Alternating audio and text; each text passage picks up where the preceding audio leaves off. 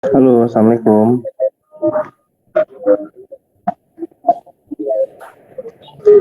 Ya berkatu Pak. Oke, kita langsung mulai saja ya, karena saya kebetulan lagi ada tamu, jadi nggak bisa terlalu lama. Tapi saya sudah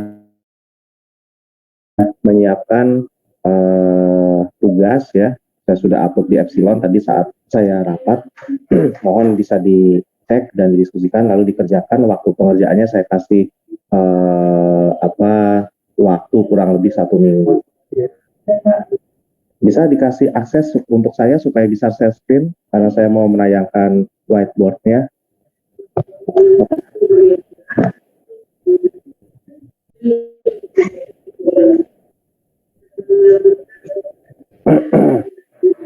Sudah Pak. Ya, oke, terima kasih.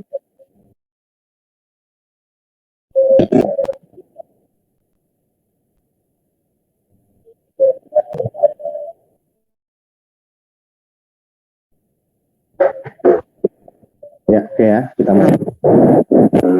Kemarin kita sudah mempelajari bagaimana melakukan transformasi ya dari ruang real ke ruang reciprok ya.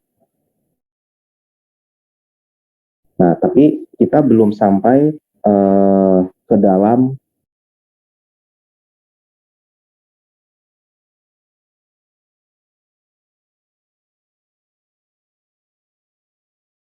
ruang itu dalam maka Depoye itu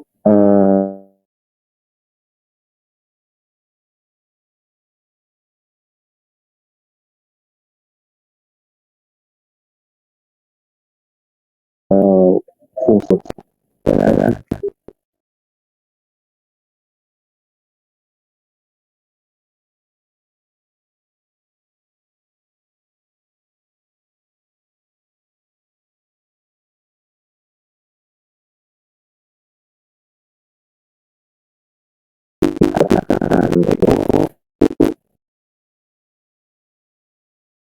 kita harus menyatakan ya nilai dari Depoye itu dalam bentuk inversi Fourier ya. Nah, inversi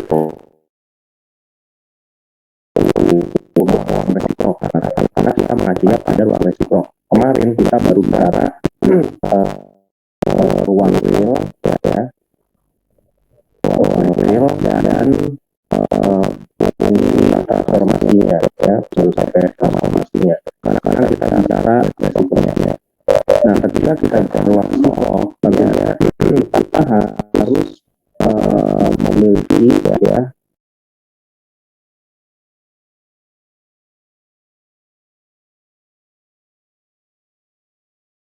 di sisi resiprok ini adanya vektor sisi real atau vektor ruang real gitu. Sekarang kita masuk ke masuk ke ruang sisi resiprok kan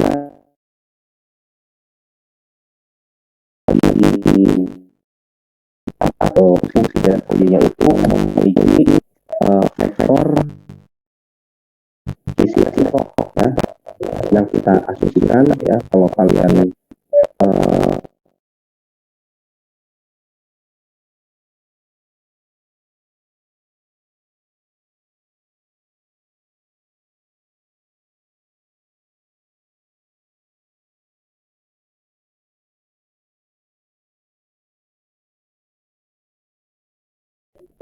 vektor sisi resiprok ini ya bisa disebut juga sebagai ya, ini bisa disebut sebagai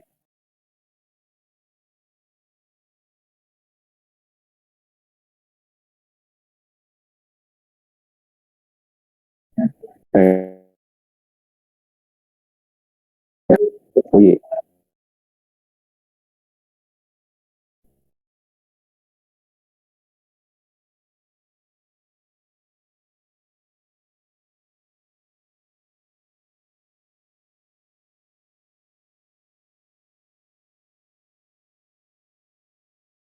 yang disebut vektor resiprok G. Ya, kita sudah mengerti G. Maka kita bisa nyatakan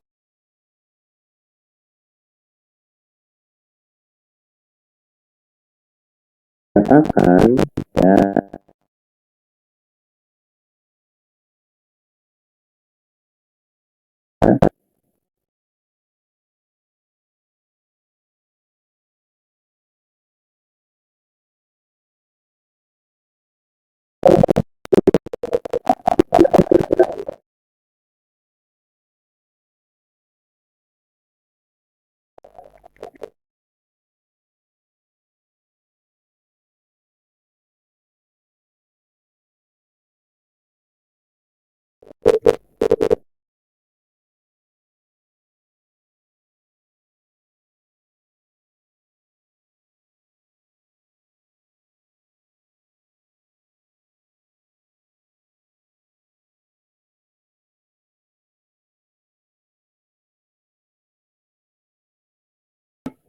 per A. Ya, seperti yang kemarin ya, hanya di sini nilai NP-nya ada inversi. Jelas ya. Nah, lalu sekarang kita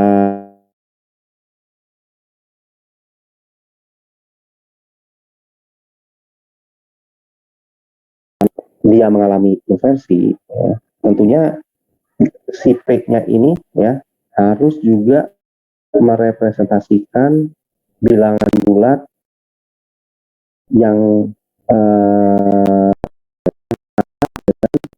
dari hasil inversinya, gitu ya. Nah, artinya apa? Gitu ya. Kalau kalian nanti turunkan, ya, saya langsung singkat aja ya, karena waktunya terbatas.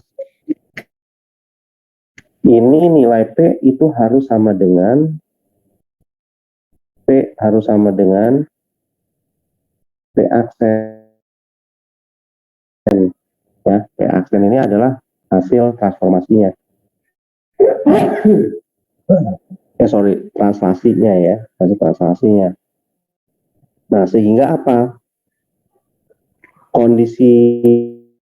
Pada kondisi translasi ya, dari nilai NP pada kondisi resiproknya itu juga harus memenuhi bentuk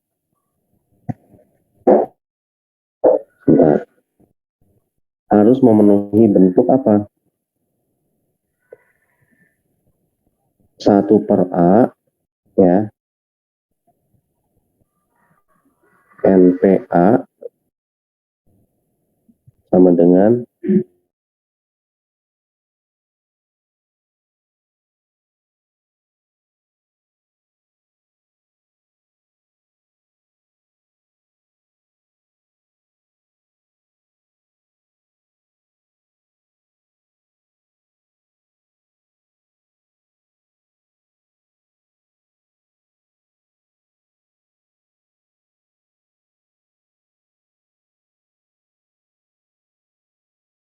secara matematis dengan adanya nilai parameter visi yang berkebalikan, vektor satuan yang berkebalikan, ini menunjukkan jarak antara atom.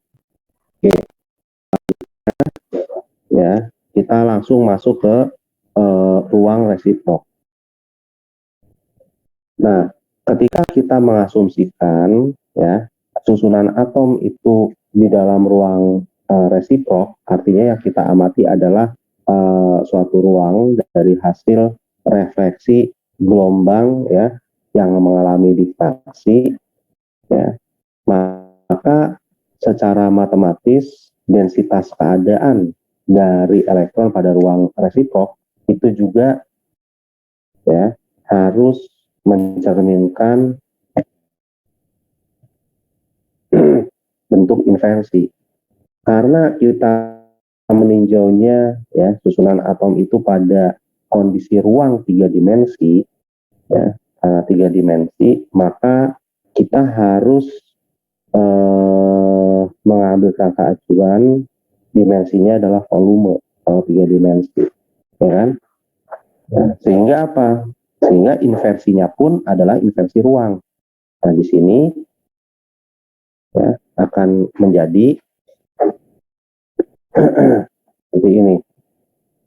Ya, kita sudah mulai menggunakan bentuk integral, ya, tidak menggunakan sigma lagi ya.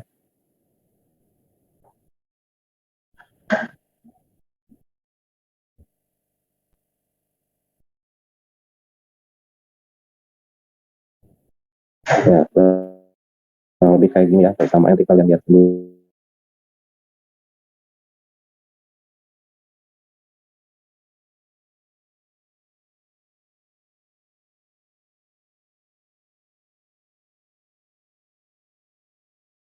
Kiri ini dot r ya, kurang lebih dalam kristal ya, atau disebut volume sel misalnya ya. Maka untuk memudahkan, kalau kalian lihat di buku teks ini adalah PC ya, ini disebut sebagai volume sel.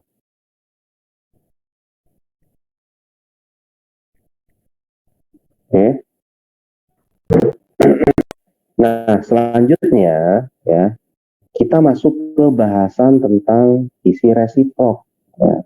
Kan ini tadi densitas keadaan elektronnya. Jadi densitas keadaan elektron di ruang resiprok itu juga harus memenuhi sifat inversi ya, harus memenuhi sifat inversi yang disimbolkan dengan ini ya, yang ini nih ya, 1/VC-nya ini. Nah, sekarang di dalam ruang resiprok ya, misalnya kita asumsikan memiliki bentuk geometri seperti berikut ini. Sebentar ya, oke. Saya gambarkan dulu.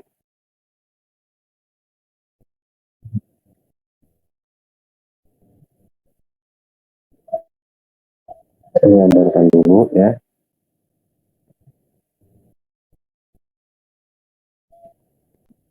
Ini adalah misalnya kisi real ya, kisi real seperti yang kemarin saya gambar ya.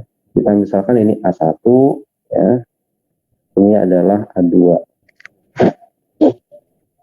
ya.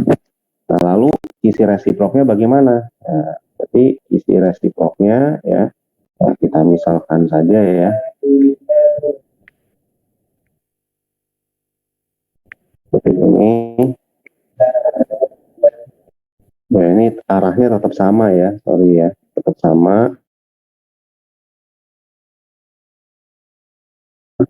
Kemarin saya salah itu ya, waktu di awal menggambarkan. Ini A1 yang ada di bagian horizontal identik dengan B1, A2 bagian vertikal identik dengan B2. Nah, ini adalah real ya, real, yang ini resiprok. Oke. Nah, sebelum saya lanjutkan, saya akan memperkenalkan hubungan delta Dirac ya. Mungkin waktu kalian mempelajari konsep vektor, kalian sudah memahami konsep perkalian yang menggunakan fungsi Dirac ya. Maksudnya begini, apabila kita punya dua vektor AI ya, vektor A per I ya,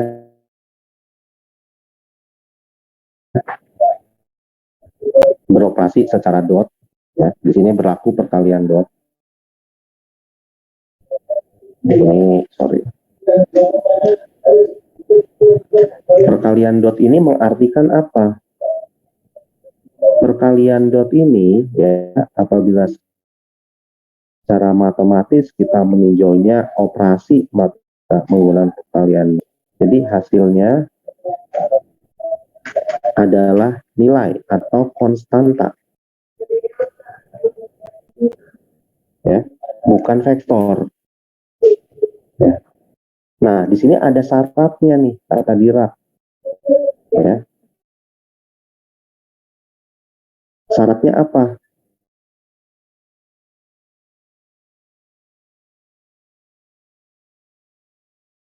Hasil operasi perkaliannya akan memiliki nilai. Ya. Nah, sekarang kalau kita meninjaunya pada ruang 3 dimensi, kita bisa nyatakan, ya, kita nyatakan ada bentuk 2pi-nya. Nah, Dirac membuat simbol tanda begini, ya, I, J. Ini ada artinya. Artinya apabila I sama dengan J, ya, apabila I sama dengan J, maka hasilnya itu akan satu. Si deltanya akan bernilai 1. Namun kalau I tidak sama dengan J, ya, maka si deltanya akan menghasilkan nilai 0. Ya, ini. Oke. Nah, sekarang kalau dalam konteks ruang kisi secara real dan secara resiprok itu bagaimana? Ya. Nah, berarti kaitannya dengan dua vektor ini apa? Kan begitu ya. Pak Iwan kan jelasnya tadi ruang real sama ruang resiprok. Ini yang dimaksud dengan perkalian dua vektor ini untuk memperoleh nilai vektor yang mana, kan begitu ya. Nah, dalam hal ini ya, dengan menggunakan relasi Dirac, ini disebut Dirac ya, persamaan delta Dirac. Nah,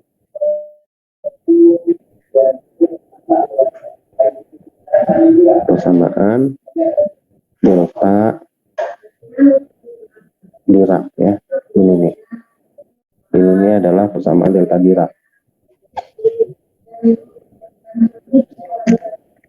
Ini semua ya, maksudnya tuh ini semua nih. Ini semua adalah persamaan delta Dirac. Oke, saya lanjutkan. Real sama resiproknya yang mana? Kan begitu ya. Kalau kita lihat tadi ya di gambar yang awal, kan ini ya. Nah, di sini saya melambangkan ini ada untuk real vektornya pakai simbol A, yang resiprok pakai simbol B. Nah, berarti apa? Secara persamaan Dirac, yang A itu identik untuk kisi real, sementara yang B ya itu adalah identik dengan kisi resiprok ya. Ini saya tulis ini real ya, ini real, yang ini adalah resiprok ya. Nah, dari sini kalian akan dapat makna. Apa maknanya? Ya. Adanya operasi ya, atau adanya relasi antara real sama resiprok itu akan memperoleh suatu nilai yang terkuantisasi. Suatu nilai bukan terkuantisasi ya, akan memiliki suatu nilai sebesar apa? Delta IJ ya, 2pi delta IJ. Nah, dari sinilah nanti kita akan bisa menentukan bagaimana kondisi kisi di dalam ruang resiprok ya. Nah, sekarang kalau misalnya kita lihat ya dalam konteks ini ya, dalam konteks ilustrasi yang digambarkan oleh saya, bagaimana kita menganalisisnya dan membuktikan antara B1 dan A1 itu saling berkebalikan ya. Kita coba ya. Kita coba analisis. Ya. Kita coba analisis ya. Misal ya, nilai B1 atau A1 ya, kita tulis dulu deh. A1 beroperasi secara dot dengan B1. Nah, tadi dari persamaan delta Dirac ini akan kita peroleh nilai 2pi. Ya kan? 2pi. Lalu untuk A2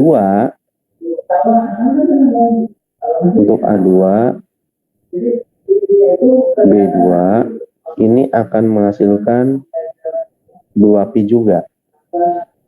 Nah, sementara untuk yang A1 B1 tentunya ini 0. A2 B2 ya. Ini juga akan menghasilkan nilai 0. Kalian bisa perhatikan di sini A1 B1. A1 B1. Ini dia punya arah vektor yang sama. A1 ya dengan ini bukan 1 ya. Ini di sini 2 ya. Ini kurang canggih nih stylusnya saya. Ya. Jadi A1 B2 ya, kita lihat ini A1 vektor A1 dengan B2. Ini kan dia saling tegak lurus. Ya, saling tegak lurus. Saling tegak lurus berarti nilainya 0. Nah, dari sini kita bisa lihat sekarang terbukti ya, untuk membuktikan bahwa nilai dari B1 maupun B2 itu merupakan inversi dari nilai A1 ya.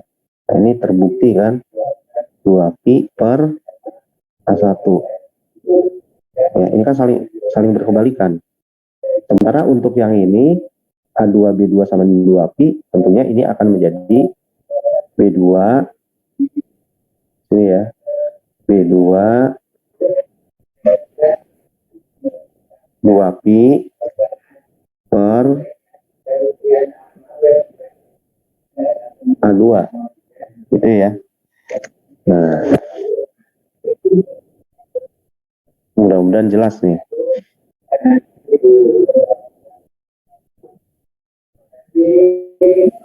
Nah, selanjutnya kalau kita tinjau sekarang isi resiprok dalam bentuk 3 dimensi. Kita langsung aja ya, 2 dimensinya kita skip. Nanti kalian pelajari di buku, mudah-mudahan kalian bisa memahami. Ya. Kalau kita tinjau susunan atom di dalam ruang kisi 3 dimensi, bagaimana? Kan begitu. Nah, kita gambar dulu deh, supaya mudah ya dalam mengilustrasikannya. Seperti ini. Ya, ini misal aja ya. Misal dia berbentuk kubus ya. Ini adalah kubus,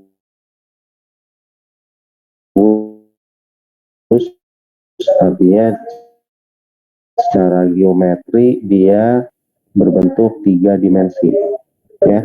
Nah, kita kasih nama sekarang. Misal yang ini adalah A1 ya, yang ini adalah A2, yang ini adalah ketiga ya. Ya, misalnya ini A1, A2, A3. Kalau kita perhatikan di sini ya, misal kita ingin meninjaunya adalah nilai B1.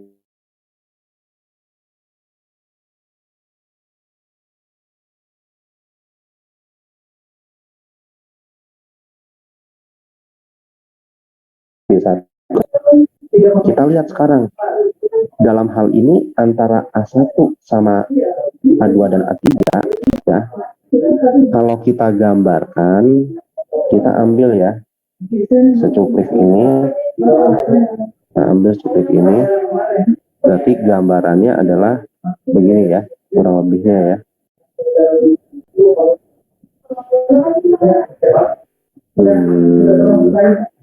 Kalau kita gambarkan berarti yang ini adalah satunya ya, yang ini adalah A2-nya, yang ini adalah A3-nya.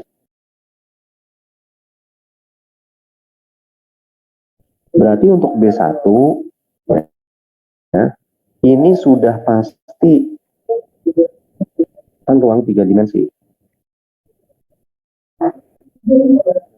Dan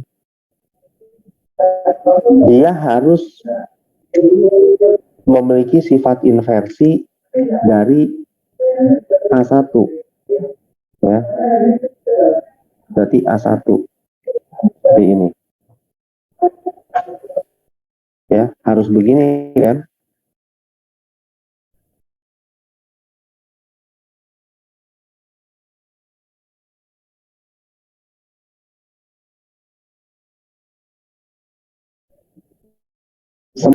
Ya, si A1-nya ini tegak lurus bidang datar yang dibentuk oleh vektor A2 dan vektor A3. Secara matematis, apabila A1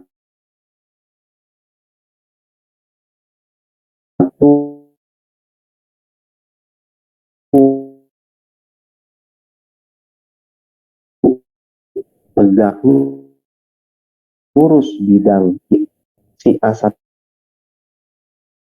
itu ya,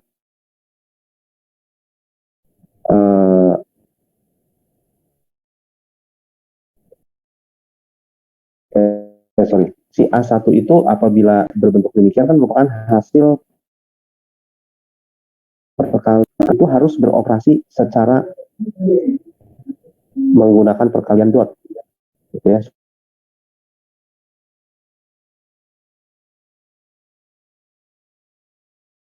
Bidang A2 A3 ya,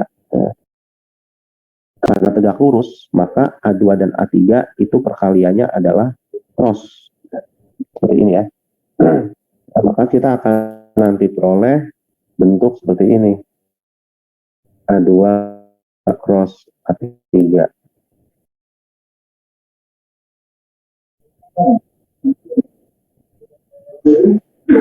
Ya, jelas ya, nanti kalian bisa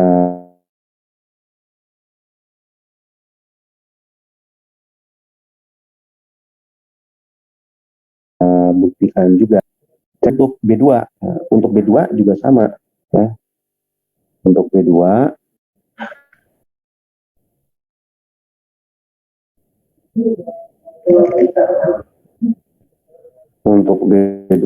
kita juga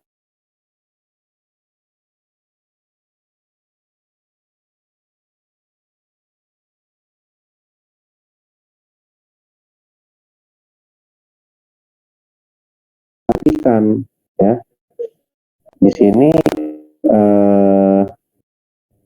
apa namanya nilai dari yang bagian bawah ya, bagian pernya ini harus sama nih, bagian bawahnya harus sama ya.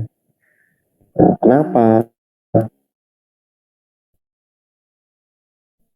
kan gitu ya, volume ya, versi volume ya. Dan tadi saya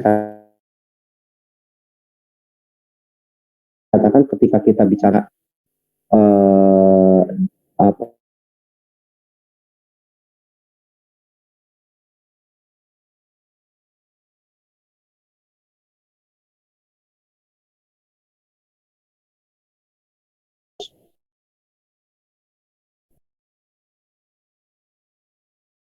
berbentuk harus begini. B2-nya sendiri ya, ingat B2 tadi kan rujukannya adalah dalam isi real itu adalah A2 ya. A2 kan tegak lurus bidang A1 A3.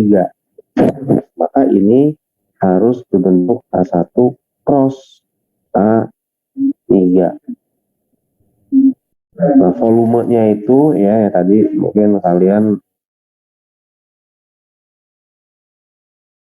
volume gitu loh. Luas alas kali tinggi, ini luas alas, ini kali tinggi.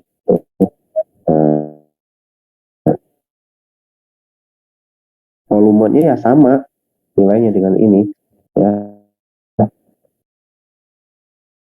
A1 ya, ini menunjukkan luas alas, ini adalah tinggi.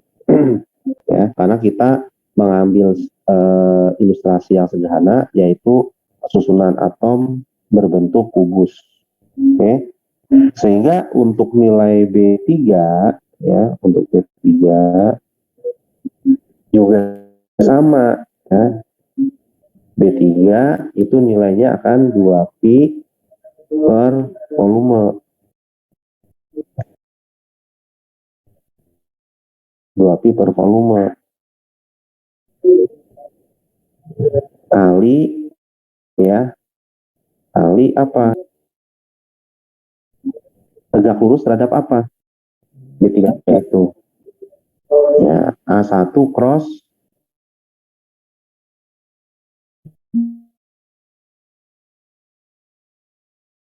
A2 A2 ya, betul. Jelas ya. Sebelum saya lanjutkan ada pertanyaan tidak?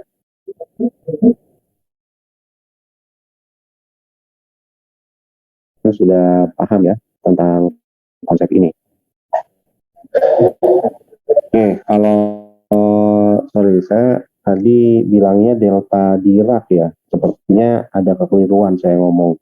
Itu yang tadi dimaksud dengan tolong di revisi ya. Itu ada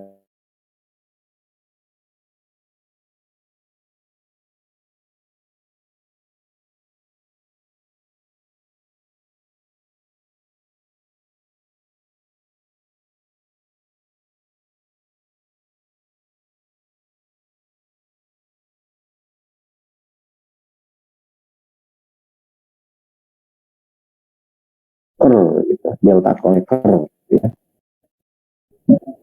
Nah, sehingga apa? Sehingga ya, di dalam isi resiprok kita juga bisa nyatakan vektor ruang tiga dimensinya dalam bentuk isi resiprok. Nah, tadi kan di awal ya saya menyatakan densitas keadaan itu berbentuk seperti ini ya.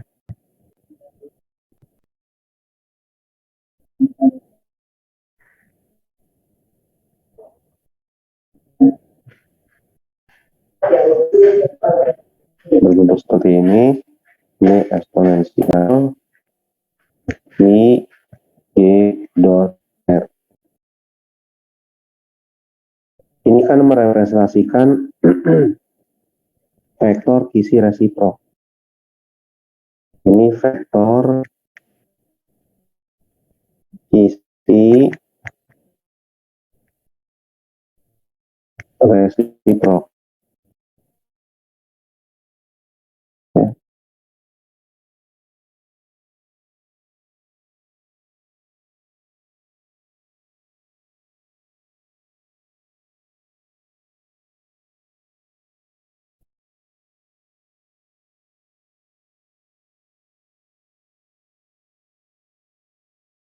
Kisi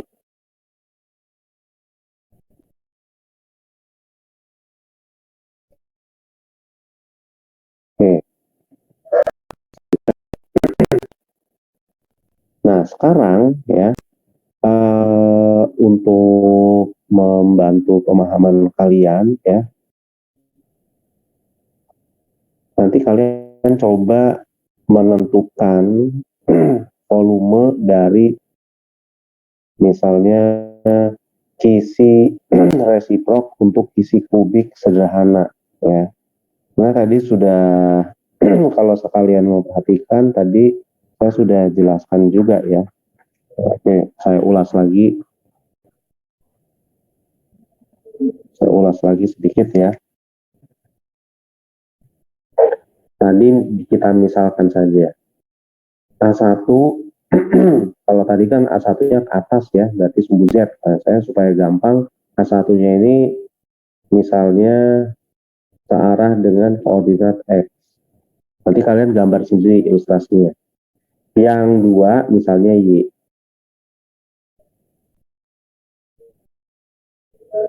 Yang tiga misalnya Z. Berarti kan saya nulisnya ini ya, dinyatakan secara vektor.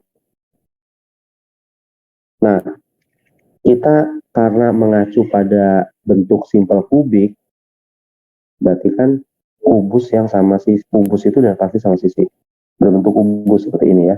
Kalau X berarti di sini adalah A1, kalau Y di sini adalah A2 ya. Kalau Z berarti yang ini adalah A3. Kurang lebihnya kayak gitu ya. Nah, maka ya kalau kita ingin menghitung volumenya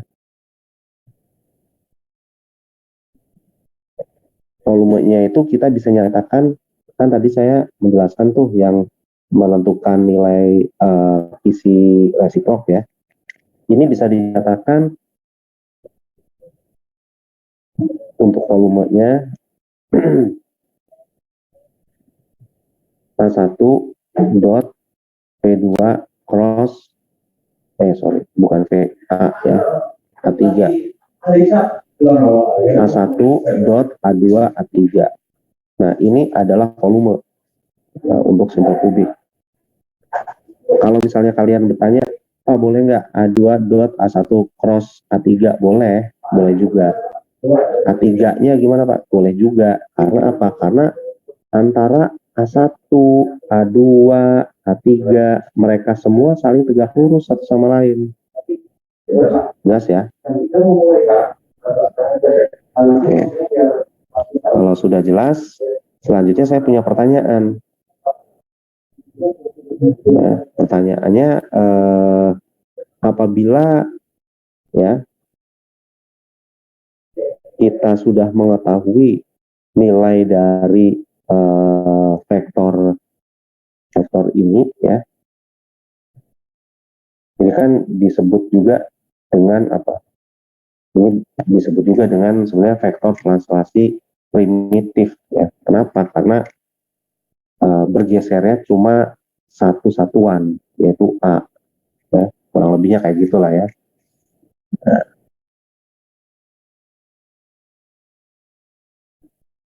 Nah, lalu untuk menemukan ya vektor translasi primitifnya ya, kita harus menggunakan hubungan sumbu-sumbu vektor isi resiprok yang tadi kita nyatakan dalam bentuk ini tadi ya. Nah, yang kita nyatakan dalam bentuk ini. Jelas ya. Jadi kalau kita ingin menentukan vektor translasi primitif dari isi resiproknya, maka kita bisa menggunakan persamaan ini ya. Persamaan ini nih. Nah, persamaan ini kan kita peroleh secara empiris dari ilustrasi geometris susunan atom berbentuk kubus. Nah, ini hal yang sederhana supaya kalian mudah mengilustrasikannya. Ya. Nah, sehingga apa? Sehingga kalian nanti kalau misalnya kalian operasikan, itu kalian akan memperoleh ya nilai dari B1 itu akan sama dengan 2pi per A. B1-nya itu ada di mana? Searah sumbu X. Ya. Ini sebenarnya kalian tinggal substitusikan aja nilai yang tadi A1 sama dengan AX, A2 sama dengan AY, A3 sama dengan AZ. Itu tinggal substitusikan aja ke persamaan ini. Ya, ke persamaan ini. Tinggal substitusikan aja. Nanti kalian akan peroleh hubungan seperti ini. Ya, B1 ini berarti B2 sejajar juga dengan sumbu Y kan? B2 berarti 2pi per A Y. Ini ya. Dan untuk B3 ya, ini kalau kita substitusikan nilai yang A1, A sama dengan AX, A2 sama dengan AY, A3 sama dengan AZ, ya kita juga akan peroleh 2pi per A seperti ini. B3 harus searah dengan Z. Oke. Nah, sekarang kalau tadi volumenya itu dari sel yang real adalah ya, kalau dalam sel real dalam ruang real ya, volumenya itu adalah A pangkat 3, ya kan ruang real ya. Nah, kalau dalam resiprok volumenya menjadi berapa?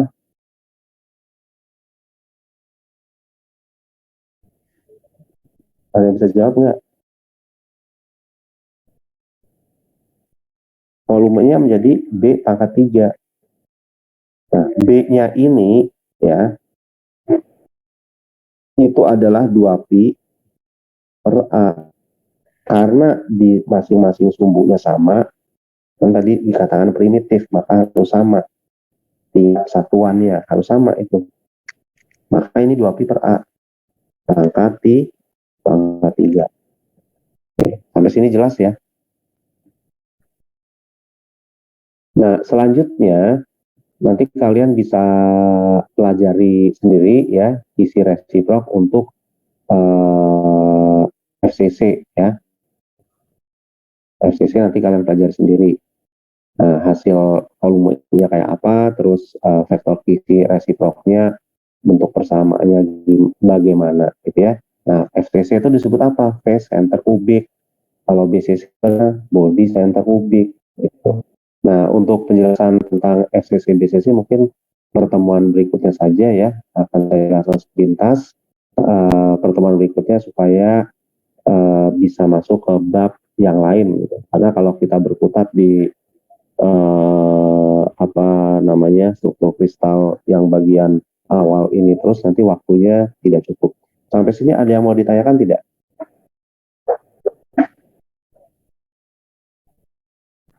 Tidak ada. Oke, kalau tidak ada, saya akhiri. Wassalamualaikum warahmatullahi wabarakatuh. Waalaikumsalam warahmatullahi wabarakatuh. Terima kasih Pak. Sama-sama. Saya Ulip ya. Jangan lupa dicek tugas dari saya di Epsilon, dan jangan lupa juga isi presensi. Baik Pak. Ya, saya Ulip ya.